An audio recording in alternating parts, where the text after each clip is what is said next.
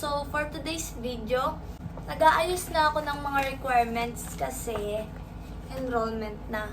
And, nakausap ko na yung WCC kasi 'di ba last time, nagpa-reserve ako ng slot ko pero comply. Then, nagpalipat ako sa avionics. So, nag-down ako doon. Nagpa-reserve ako ng slot. Tapos, yung sa nilipatan kong course ngayon, ang kailangan lang is mas mababa siya. So, yung sobra, nilipat na para sa down payment ko para sa school. Para konti na lang yung dadagdagan para fully paid na yung first sem.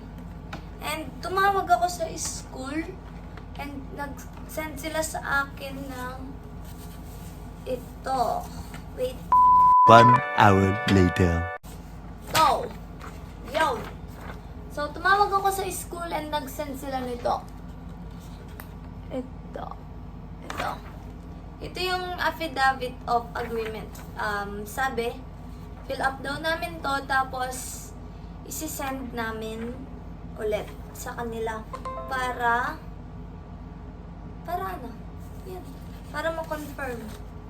Tapos, yan nga, nag-sign in na rin ako doon sa WCC. Pakita ko dito. Tapos, yan. And nag-ayos na rin ako ng mga ibang requirements. Nag-request na ako ng Form 137, Form 138, and yung good moral ko. Tsaka yung mga medical na kailangan. Kasi nag-required sila ng Sierra test, tapos drug test, ganun. Lagay ko din dito kung ano yung mga requirements namin. Yan. Then, so, yun, nakuha ko na yung Sierra test ko kahapon yata. So, pwede akong maging piloto, guys. Negative ako. Normal. Hindi ako colorblind. Pero meron akong grado. Kailangan ko nang magsalamin. And ito, drug test. Nakalagay dito is negative. Yung negative. Pwede, qualified tayo. And dito, kinuha ko lang sa school namin. Yung request form namin. Ito yung request ko sa Form 137, 38, and sa good moral. Yun lang naman. And sa video ko, nag-video lang ako kasi gusto kong i-share sa inyo kung ano yung mga kailangan mong ayusin bago enrollment. Tsaka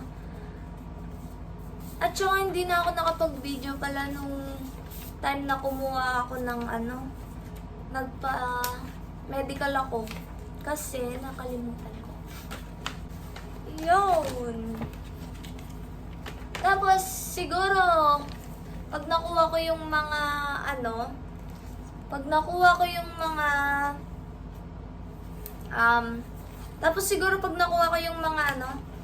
yung mga nirequest ko sa school and kompleto ko na.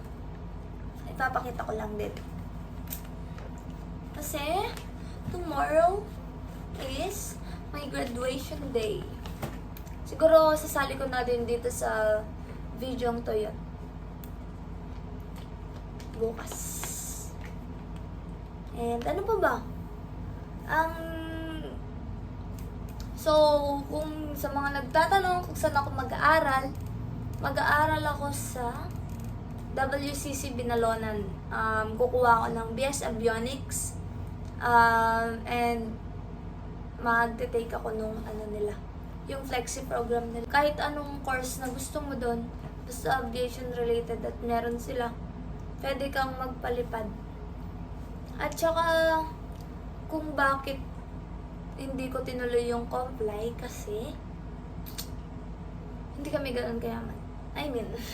Hindi naman. Okay lang naman. Pero kasi, mas pinili ko yung avionics kasi gusto ko nang may fallback ako. Kahit na mas bagal konti yung flying, or siya rin kung makakasabay ka kasi depende sa budget mo, depende rin sa schedule mo. Kasi sa comply, pag BS Aviation Major in Commercial Flying, hanggang CPL license na yan. Tapos yung karir mo lang is pilot. Yan lang. At kaya pinili ko yung sa flexi nila, magte-take ako ng avionics. Then, same lang naman sa comply na second year, second sem. Yung yung flying. Tapos nasa sa akin, kaya flexi tinawag flexi. Kasi, depende sa akin kung kailan ako may budget, kung kailan ako magpapalipad, and kung kailan ako may schedule. Sila yung mag-a-adjust. Tapos, yun lang. Last time, nagpunta rin kami sa WCC. 2 beses na ako nakapunta doon. Maglagay din ako ng clip. Clip!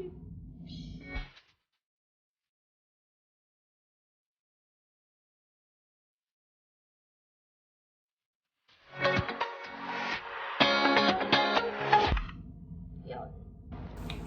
Tapos, nung nag-first visit namin, sabi kasi nung si sir na nakausap namin sa marketing, si Sir basta. Yan, sabi niya, baka daw mag face to face na, baka magkaubusan ng dorm doon pag face to face na. Kaya pinagtingin na ako ng room. May nakita na ako. Malapit lang siya actually sa bahay. And nakapagpa-reserve na rin ako ng room kung sakaling may face to face na next school year. So far, yun pa lang naman. Wala pa naman ibang Update ko na lang kayo guys pag meron na yung namin schedule. Kasi sabi nung sa WCC nung last tumawag ako, hintayin ko daw hanggang next week yung schedule ko at mga subjects. Yan lang naman. And Graduation day.